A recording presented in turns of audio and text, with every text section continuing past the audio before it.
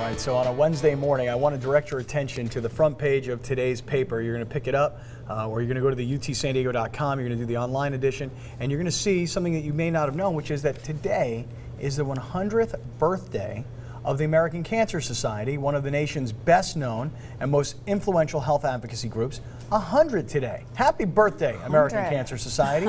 The UT has made a commitment to raise $1 million for this organization over the next year, and joining us today is Jennifer Berg. She's from the American Cancer Society, and Elizabeth Martin, who is a breast cancer survivor and an ACS volunteer. And let me say, good morning, ladies. Good morning, girls. Yeah. How we doing? We're doing good. All right, so let's start off, Ms. Berg, and talk about the 100th birthday of the American Cancer Society. Well, thank you. We're very excited, and we're also very thankful for all that the UT is doing to support our 100th birthday and the generous commitment of raising $1 million and getting involved really in so many ways. So thank you so much.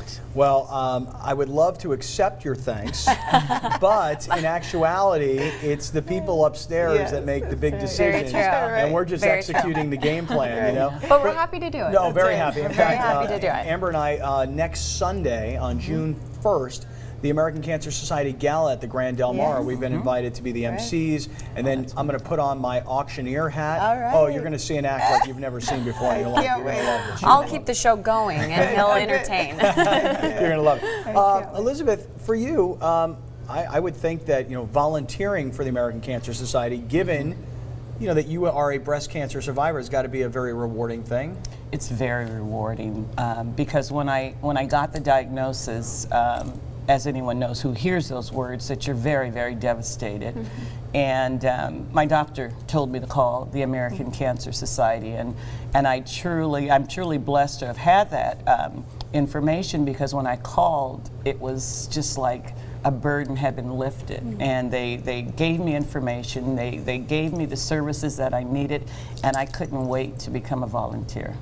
And were you able to talk to someone, of course, that had cancer in the past, or who's a survivor? That had to be very comforting. It's very comforting. They have a service called Reach to Recovery, which they're breast cancer survivors. So they buddy you up with someone that's going through it. So that was my first introduction into the American Cancer Society, so I couldn't wait to be a Reach volunteer. So we go into homes back then. Now we talk to them and we send them information to give them everything they need to conquer the disease, and so they could see someone that has gone through it and they're surviving. Well, Jennifer, it's interesting, because I think that we hear American Cancer Society and we know, well, I kind of think I know what it is, but you guys, just if you can, in a nutshell, talk a little bit, if you could, about all the different stuff the American Cancer Society does. I would love to. I think you're right. Everybody knows who we are, and we're very well known for our research. We have really been involved in every major advancement in research on the cancer front in these last 100 years. But we are right here in the community. We're right here in the San Diego community. We provide transportation support to patients who need a ride to treatment. We provide support services. We have a wonderful program called Look Good, Feel Better, where we take women who are newly diagnosed with cancer and we bring them into a room with other women, and we teach them how to apply wigs or scarves, take care of their skin, put on makeup.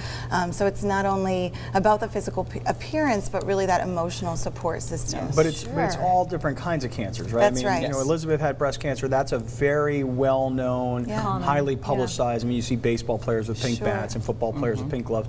For someone like yourself, who's involved now on a professional level, an inspiration perhaps, or is this just a job? No, definitely not.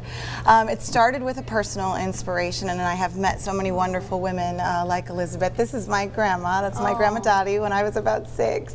And she was diagnosed with a rare form of cancer called multiple myeloma when I was about 14. And it was very aggressive and not much that they could do. She was given 18 months to live. She lived a little bit longer than that.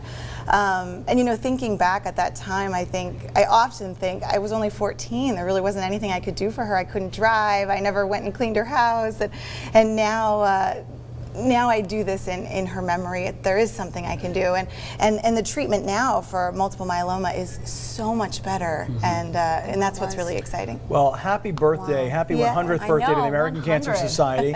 It is so good to be with a survivor. I want to just touch you, you know, and I love all your bling. UT San Diego is pledging to raise $1 million to the American Cancer Society this year, so if you would like to help, because we've all been affected by this, right?